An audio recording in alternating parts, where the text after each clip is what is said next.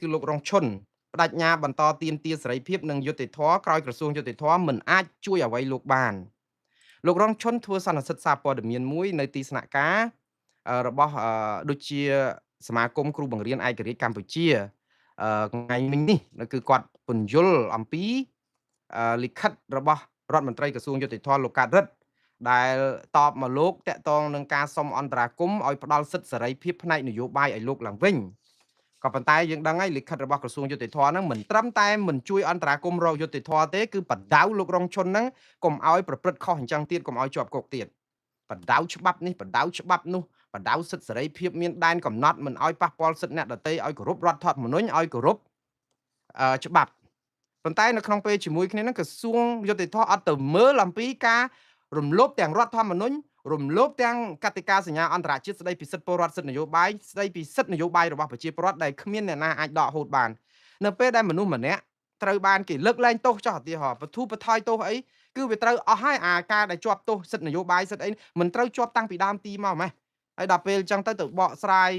កាយកប់ត្រឡប់ជន់អញ្ចឹងទៅឲ្យតែបានគ្រប់កិច្ចអញ្ចឹងទៅលោករងឈុនក៏គាត់អឺឆ្លើយមកទាំងខកចិត្តដែរតែមិនមានអីភ្ញាក់ផ្អើលប្រមាណទេលោករងឈុនក៏ដឹងខ្លួនដែរព្រោះគាត់សរសេរហ្នឹងគឺឲ្យតែអស់ចិត្តទេសំបីតែលិខិតថ្វាយទៅព្រះមហាក្សត្រខ្មែរហ្នឹងអ្នកនៅយាមទ្វារហ្នឹងមិនទាំងទទួលមន្ត្រីហ្នឹងគេមិនចេញមកទទួលផងហើយព្រះមហាក្សត្រខ្មែរដែលនៅដឹងសុខទុក្ខរាជដែលសុខទុក្ខរបស់រាជគឺជាសុខទុក្ខរបស់ព្រះអង្គវាទៅជាមន្ត្រីដែលកាន់ខុទ្ទកាល័យហ្នឹងគឺមិនទាំងយកញត្តិរបស់លោករងឈុនហ្នឹងដើម្បីយកទៅប្រគល់ព្រះមហាក្សត្រហួចទៅឥឡូវមកដល់ម៉ោងហ្នឹងក៏មិនដឹងនៅឯណាដោះស្រាយយ៉ាងម៉េចហើយអារឿងលោករងឈុននិងរឿងលោកកឹមសុខានេះមែនតែនទៅ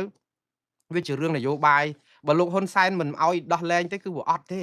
អញ្ចឹងអ្នកណាហ្នឹងគេនិយាយហ្នឹងគឺគាត់បកស្រាយទៅតាមគោលការណ៍នីតិវិធីអញ្ចឹងទៅវាចប់អញ្ចឹងលោករងឈុនគាត់ថាក្រសួងយុតិធធអត់ចំរមាស់ទេ